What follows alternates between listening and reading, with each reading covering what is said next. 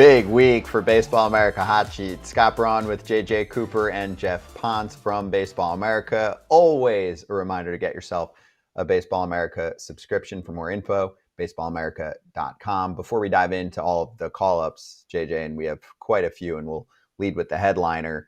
Are we around that time?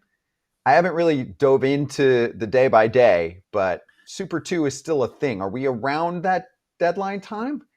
Super 2 is a moving target, and the way that things have changed, we still should be ahead of that, but that's always a moving target because it's a percentage of the players who came up. So it's always a projection, and we are getting we're getting around that time is the way I would say it. I have not done the work to dial it into exactly the projected day this year, but we're getting around that time. Yes. I guarantee you each front office, Geoff, has a Super 2 specialist who is looking exactly at the days. And also, for those of you unaware, Super 2 has to do with getting an extra year of arbitration versus a league minimum salary year. Yeah, so I did actually do some work with a couple of my friends because we were having a conversation around this yesterday. June 5th, I believe, is the latest the date has been in the last 10 years. With some of the earlier call-ups with the new CBA, just looking at the numbers here, May 21st last year was a Super 2 date. The 23rd in 2023, it was June 4th. And then in 2022, it was May 25th. So I would say that we're probably pretty close to clear of that date at this point or thereabouts. So some of those calls may come up over the next couple of days, but it seems like we are in that window, Scott. Yes, thus let the prospect flooding of debuts begin. Can I just say, this is the Baseball America world. I love the fact, me and some of my friends were having a discussion. So we calculated Super 2 deadlines. Yeah, that's when you know you're working at Baseball America. It's awesome. It's really awesome. That is on brand. Yeah. Hey, that hits for me. I'm a kid and I'm taking track of each pick in the expansion draft for, who is it, the Rays and whoever else at that time, the Diamondbacks, stuff like that, right?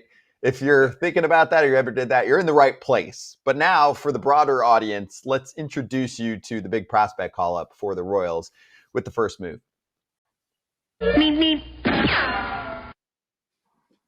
From first round pick a year ago to the big leagues, and he's a big dude. The name's Jac Caglianone, and he's going to play in the outfield for the Royals.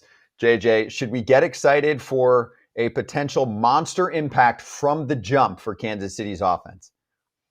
Well, yeah, because the great news about this, if you're a Royals fan and you're watching this, and you ask the question, can Jac provide an impact in our outfield offensively?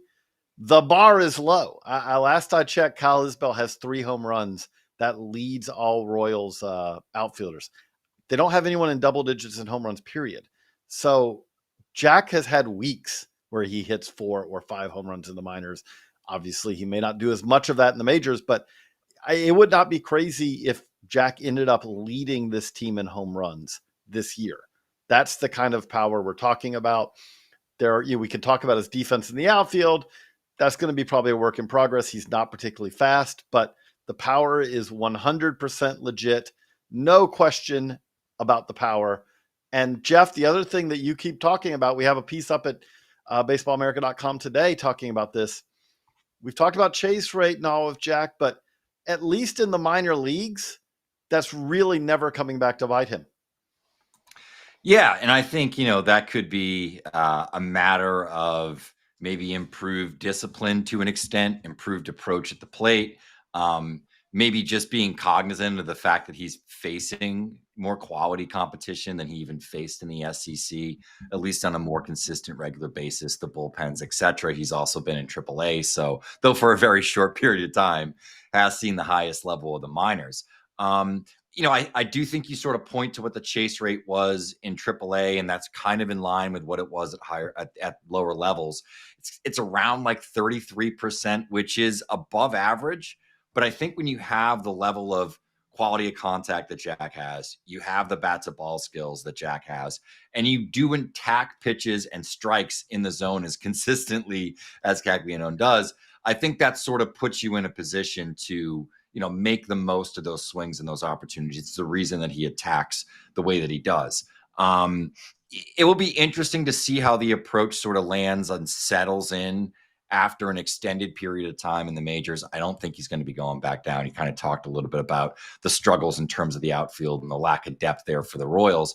This guy does add a new dimension in terms of what he can do with a single swing of the bat. I will be interested to see once the book is out there, and we've seen this happen to guys like Christian Campbell, who had pretty good plate skills in their run through the minors, which was actually a little bit longer, though it was short, longer than Jac's.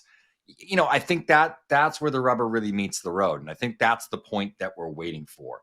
And that will really determine for me whether, he can be this monster that we've seen, like this Judgian, Stantonian sort of power hitter in the making, or if he's going to be a guy that does struggle with some of his approach, swings himself into outs, and some of the stuff that were concerns coming into the draft does come to fruition.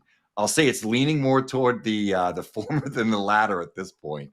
And then obviously, I do think the defense might be a little bit of an adventure. I know JJ and I talked a little bit about this in the prospect pod last week. And it was, it's not awful.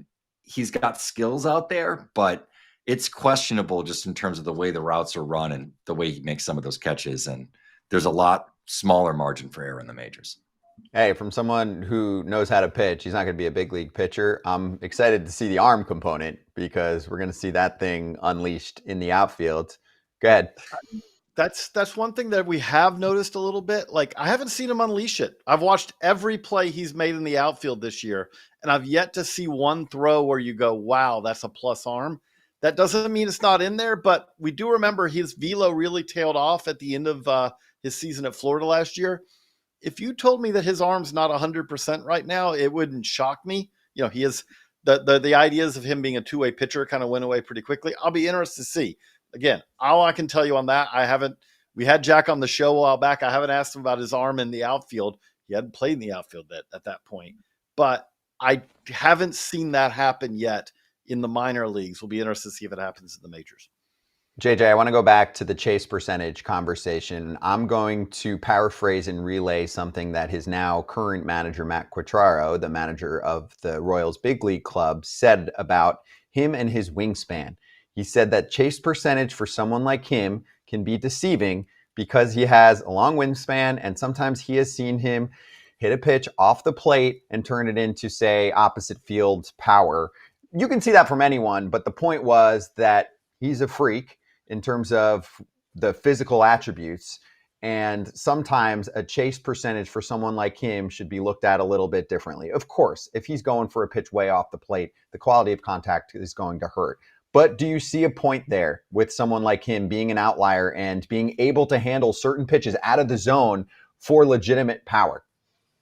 100%. This is something Geoff, I think, actually talked about on a Hot Sheet show last year, even made the point. There may be some Vlad Guerrero Sr. type skills here where you say, okay, he swings sometimes at pitches that he shouldn't swing at, but how do you complain about that when it ends up as a double or a homer or a single?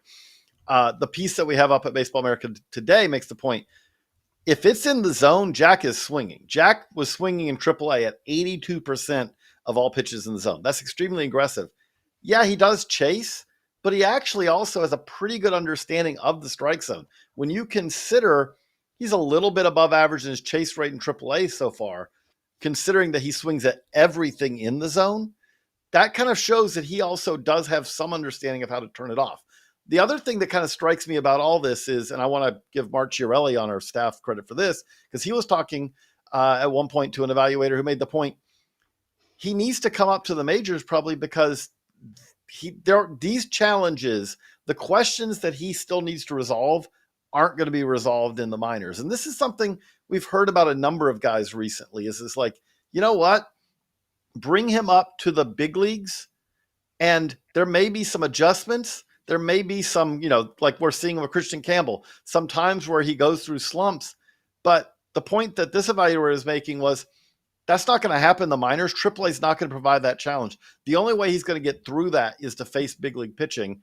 And hey, let's see what he can do. And maybe he never goes through that, but we can feel pretty confident he's going to have some of the best Now, the Royals are not a team that have produced a ton of sluggers. That ballpark is not really conducive to massive power sluggers.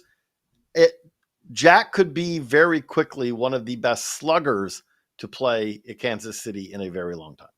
Yeah, hey, the Royals ballpark, the K, couldn't really hold Jorge Soler, I think, that 1 year. So that kind of power can play anywhere. That's what Royals fans are hoping for. And I think the more that we talk about this, the more you look at the Royals outfield right now and the lack of production for them and the need that they've had really for several years now. And it's not like he's taking the place of someone who should be playing every day. They do not have 3 first division caliber outfielders right now in terms of offensive production. So this is just such a need for a playoff contender. I'm very excited about it. We have many other top prospects to cover. And by the way, we did a prospect profile on Jac Caglianone, which we dove deep into the tools. And so I encourage you to check that out on the Baseball America YouTube channel. You can find it if you just type in his name. But we're going to get to Cole Young. We're going to get to Jacob Melton and maybe Mick Abel as well when we swing back. If you're a card collector or you'd like to get into card collecting, may I suggest Arena Club and slab packs, which means that you can rip the packs digitally and, of course, get the card that you want. It's also the most trusted name in the game, and I would rather rip packs these days on my phone than sit next to you and have you grabbing one of my physical packs if I was grabbing one. Yeah, you don't need me grabbing your packs because last time you grabbed one, it ended up like this card. So let's not have that, and that's why Arena Club is great. They send them to you in these fancy protectors like this Scott Braun card that we have here, and they'll come safe. They're already graded, or you could do like I do and just leave my cards in the showroom and never actually see them physically. Yeah. But they're safe, protected, and if I want to sell them, I can. Buy, sell, trade. They offer full transparency, showing every card in the slab pack with the likelihood of pulling each one so you know exactly what's available before you buy. Get 20% off your first slab pack or card purchase by going to arenaclub.com/FAL and use code FAL. High-end prospect debuts, they are everywhere. Let's get to Cole Young, number 51 on the BA Top 100. He's 21 years old. He's the 5th youngest player in the major leagues. He debuted this weekend, and Jeff, that was a fun debut for the Mariners' potential new second baseman here to pull off a little walk-off RBI in front of friends and fam. I mean, you can't get much better than that. Yeah, and it was like in a little league fashion as well. I as a little league coach, I appreciated the infield RBI single, so to walk it off. But yeah, you know, I think Young is a guy that we've written about quite a bit over the last couple of weeks. Obviously, has been on an absolute burner. Started a little slow, and then got really, really hot all throughout the month of May. You know, made the hot sheet this week, had a 5-hit game a couple days before being called up from Tacoma to Seattle. One of the things that really sticks out to me when I dig into his profile this year, he's always had the bat to ball skills and the approach, the ability to play multiple spots in the infield. That's always kind of been the selling point with Cole Young. But, you know, when you looked at the power numbers, you looked at the underlying exit velocity data, it was a little underwhelming. What I saw this year was a pretty sizable jump. Just looking at the 90th percentile EV, for example, he's up like 3.5 miles per hour. The average was pretty good in AAA. You can check those numbers out. They're all public. You know, had a ball that was 109, 110. The angles are a little bit better. Still not a guy that's gotten into his pull side power. And I think, you know, if you can project this guy for double-digit home runs long term, he's going to need to get into that pull side power. He's not a big guy. You know, obviously isn't somebody that hits the ball tremendously hard, not a Jac Caglianone, kind of a good contrast to the last player we just talked about. But I think he does a lot of other things well, can fill a need and a void for the Mariners in terms of playing multiple spots in the infield, can provide some speed and sort of, you know, a quality clutch at bat when they need it. A guy that can put the ball in play. So should be interesting to see how this all comes together and how much playing time he gets down the stretch here. But a really solid young player. I don't know if the upside is huge, but, you know, probably a good everyday player that does a lot of things to help you win. That's kind of the thing that he's a good complementary player. And I don't mean that as in like he's a utility infielder. I don't mean that as in he's a backup. I mean that is he's not a guy that you would expect to be in the middle of your lineup, but he could be a very valuable player, especially second base, if he can go to second base primarily here in Seattle, hit for average, get on base, play solid defense, do a lot of things well, he doesn't have to do anything outstanding to be a valuable player. But the other part of it, that part that Scott noted at the start, he's the 5th youngest player in the big leagues. When you are talking about a 21-year-old, we talk about Geoff just talked about the EV jump we've seen from him this year. There's a lot of room here for him to grow, right? If you talk about a guy who reaches the majors at 25, he's almost at his peak. Most players peak 27, 28 is kind of their peak age in the majors because your skills keep growing, but your tools start declining because age comes for us all. In Young's case, he's reached the majors at an age where the players that we're going to be talking about in the draft next month, a lot of those guys are 21 years old. He's already reached the majors. If he's just okay this year, if he's just okay next year, he could be really good as a 24, 25, 26, 27-year-old. And when you talk about 27-year-old, we've reached the 2030s by now. So there's a lot of upside here just from the standpoint of if you have a player who's this advanced, who can hit like this at this age, the chances that he adds some power, the chances that he adds some more impact is much better than saying, hey, this guy who's not ready for anything at 21, who has real power, is going to develop a hitting tool. His hit tool's always been really, really advanced, and we've seen that so far in AAA and now in the majors this year. I know the Mariners offense is better this year than it was the last couple years, but still, when you hear hit tool, contact, and you're the Mariners, you're like, yes, please give us some of that. We need more of that, right? They tried to fix that. Last year, it was still a problem. This year, it's been a solution for the Mariners to make more contact and kind of change the approach from a lineup perspective, and they've been off to a much better start. Next up, same division, Jacob Melton, also looking like he's filling a need here. Geoff, the Astros have a theme, and it's called right-handed bats only when Yordan Alvarez is at. I know, Victor Caratini's getting some DH time here, but for the most part, there's no impact from the left side. They're on some record pace for not having a platoon advantage in these games. So I imagine that this is going to help. Do you think the player will actually stick? I mean, the age, I think he's 24, should represent that he could stick here now if he has some success. What do you think about Melton? Yeah, and I think for, covering the Astros system, and I have since I came on here at Baseball America, I think Melton is an interesting player because for the last 2 years, we've sort of felt as though he might be in the mix in Houston just based on what their outfield situation was. I don't think that's saying anything shocking to those that follow the Astros.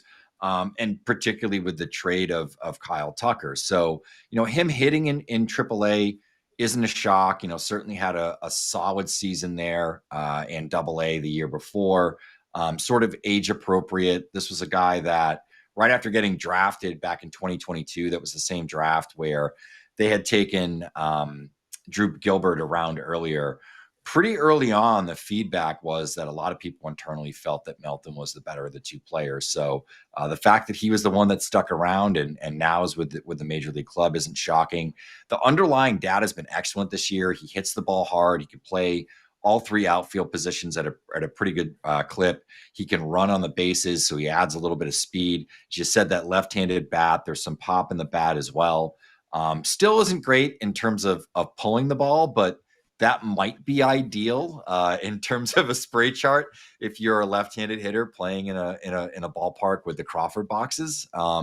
So, if that's sort of the one knock on him, I do think he probably sticks around for the long term here and could be, another very solid sort of everyday regular with, some spectacular upside every so often, kind of here in the Astros system. It seems like they're kind of constantly producing these sort of guys. He was a little bit more highly touted, I'll say, than other Astros outfielders of past years, whether it's Myers or McCormick and guys of the like.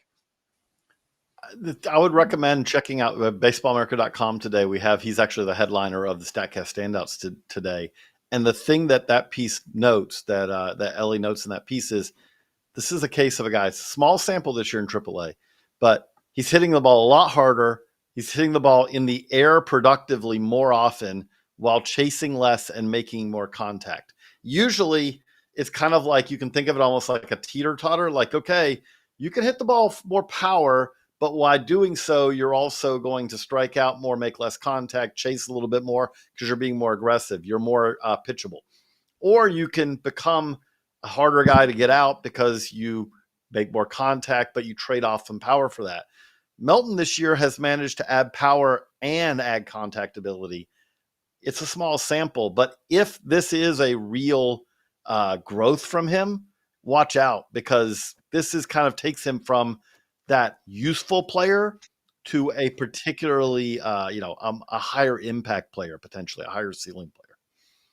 Hey, one more, and it's not a debut, but his debut was dazzling. 6 shutout innings, 9 strikeouts for Mick Abel. They send him back down. Now he's back up, maybe for good.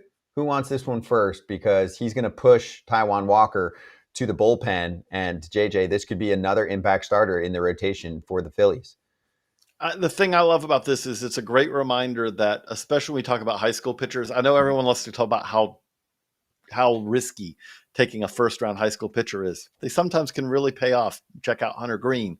But the other thing I would say about it, though, is it's not linear, right? That development often, for especially high school pitchers, will be like a rocket ship, and then they hit a level, and all of a sudden it all seems to fall apart. Then they have to put it all together. Check out Mackenzie Gore and what he did as he's a lefty, but another example of a prep pitcher who kind of went through that. Hunter Green went through that as well. Mick Abel last year was really rough, but he's doing everything better this year. I do kind of feel like at this point, it makes a whole lot of sense to just kind of, I know Nola's coming back soon too, but to kind of find out a way to fit him into that rotation and kind of see what you've got here, because what we've seen from Mick Abel in 2025 so far is a lot closer to what we expected to see from Mick Abel when he was drafted, half a decade ago now. Lastly, on this conversation, Red Sox fans are screaming for Roman Anthony. The numbers back it up, says this tweet from Baseball America. Elite swing decisions, top end power. One glaring question: why is he still in AAA, Jeff? Yeah, and I'm not sure that Red Sox fans are going to like the answer. I know there was, some sort of rumors out there that there was a chance he could get called up today, first home series after, being on the road. That would sort of make sense. They called up Nate Eaton over the weekend. So I think when you see them make a move like that, that tells me that they're probably holding off a little bit longer on calling up Roman Anthony. I don't know how much that has to do with control. They certainly would never discuss that probably publicly for a variety of reasons. I would probably assume that's where we're at. Best case scenario, I think we're probably a couple weeks away. I know the story about Jarren Duran potentially being, on the trade market and available, and the Padres being interested. That's kind of adds a little intrigue into all this. If Duran does get moved, Anthony, obviously, at least in my opinion, I would assume most people's opinion, would come up almost immediately to play left field. So I think that's kind of where we're at. Is it's a matter of, where is the playing time? Because when they call up Roman Anthony, I think it's going to be for good, unless he really struggles in a major way, like maybe we saw with Jackson Holiday a year ago. If that doesn't happen, and he is average or right around an average player or better, he's not going to be coming down for as long as he's playing baseball in a Red Sox uniform. To be continued. If Jac Caglianone has success, you'll hear it even louder from Red Sox Nation. Bring us help. Bring us help. We'll see. This will be an ongoing conversation, obviously, until it happens. Okay, Jeff, good stuff. Good to see you. We're going to head to the college baseball scene next. Hey, if you want to keep the conversation going after a show that you're listening to on the FT network, then head to Chat BCC. AJ's on there. I'm on there right now, typing away. I'll be there. We'll be there all the time, talking about what topics people want to discuss, what everyone wants to hear us talk about on Foul Territory. Yeah, if you have a question, we can answer it on FT or on an FT team show on the network. So if you want to come crash our group chat, it's as easy as sending a text. Head to foulterritory.chat to start chatting with FT hosts and the FT fam.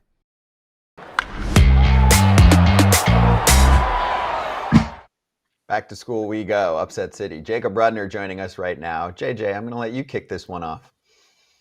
So, Jacob, we've still got games going on right now. We're going to have games going on all night tonight to wrap up the regionals.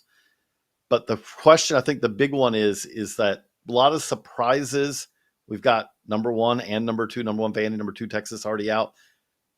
How shocked should we be by what's happened so far? Pretty shocked. I mean, we're talking about a postseason where all the signs pointed to this being a very top-heavy postseason. It was the fewest mid-major bids at large given out since the start of the super regional era in 1999. This is the first time since 2008 and only the second time since 1999 that the number one and number two seeds failed to advance to a super regional. So this is really uncharted territory, and especially given where college baseball is at in terms of just how strong it is at the top and how great the SEC has proven to be recently, or really lack thereof. It's surprising. I think that last year showed us that this is kind of the trend of the future, where we had a half split field between the SEC and ACC in Omaha. This year, we obviously won't have that. Only two SEC teams locked into super regional spots, but the ACC has been very good. So it's not that we're not seeing the power teams do well. It's maybe just not the power teams that we expected. But we are also seeing some teams that are just the underdogs. You know, we're seeing a team like a UTSA, a Texas Arlington, and teams like that. We're seeing it does feel like that this is a year where that's kind of providing maybe a little bit of hope. Like you said, last year was the year that I was talking to mid-major coaches, like kind of asking, what's the point if we don't have a chance to go to Omaha? Does this year is it offering a ray of hope that even with the transfer portal, even with, the revenue and the resources that the ACC and SEC have, there still are ways to have success at a smaller program? I don't know if it's offering a glimmer of hope as much as it is like a nice consolation prize after a pretty terrible selection Monday for the mid-major level. Like we talked about, this was not a great year if you're a mid-major. They got left out of the picture pretty aggressively. And if you're like a Xavier or a UConn of the world, you're looking at a team like Kentucky, which is not playing past the first weekend, and you're wondering, well, what do we need to do? So I guess on one hand, you look at the UTSAs and the Murray States that are competing with Ole Miss for, in a regional final, and you go, okay, well, these teams still have a chance, and parity is not dead yet across the college baseball landscape. At the same time, though, it's still pretty tough sledding if you're a mid-major team. There's really no guarantee of what kind of criteria are going to get you into the field to begin with. So, on one hand, yes, this is a pretty exciting year if you're a mid-major team just in terms of what they've been able to do, but the process to get there is looking pretty bleak. So with that, though, this is, like you said, two SEC teams in right now. No, this is not the obituary for the SEC. Sorry, those who want to see that, because I know that there are some fans who are a little bit annoyed with how many 13 bids and all that. However, this is something where by the end of the day, depending on how today goes, it really could be somewhat of a black eye for the SEC, could it not? Depending on how many of these teams in these do or die final regional championship games make it through, we could be talking tomorrow where, okay, the SEC had some black eyes but made it through, or it could be something where we're saying, 2, 3, 4 SEC teams going on to super regionals would be a shockingly low number, would it not? I think we're already in the shockingly low number territory, regardless of what happens with these decisive game sevens today and who gets into the super regional field. If you have 13 teams in the overall field, the expectation is that you're going to be pretty well represented, not only in the super regional round, but in Omaha. And we're not exactly tracking towards that. Like I said, only two teams, Auburn and Arkansas, are locked into those super regional spots. And I think it's pretty fair to say at this point that the SEC experienced a bit of a faceplant here in the tournament. The expectation, again, was that they were going to perform a lot better and be able to kind of insert themselves into the highest caliber conversation, given how well respected they were on Selection Monday. One thing that really stands out to me, Kentucky was the worst team of the 13 that got into the field, and they weren't even included in the last 4 in. So it's a bit of a slap in the face to teams with better resumes, especially now that we're seeing these SEC teams get kind of washed out of the tournament. At the same time, I think it's worth recognizing that the draw is really important. We highlighted Georgia last week as a team that was kind of ripe for upset as a host. And that was because of who it hosted in the ballpark it plays in. So there are other factors at play. I don't necessarily think that this is we need to have less SEC teams moving forward in the field as much as it is, parity isn't dead like we talked about. And it is a bit of a black eye. These teams were expected to perform better and they simply didn't. A ton of coverage on baseballamerica.com with the college playoffs going on right now for the next couple weeks. So make sure you read what Jacob Rudner's bringing to the table. If you missed anything from earlier in the show, a lot of prospect call-ups in the last few days. So make sure you rewind back. You can do that. You can also listen to us on the go, Apple, Spotify, etc. Just type in Baseball America wherever you get your podcast. Good stuff today. JJ, Jacob, and Jeff, who was with us earlier. We'll see you next week on Hot Sheet.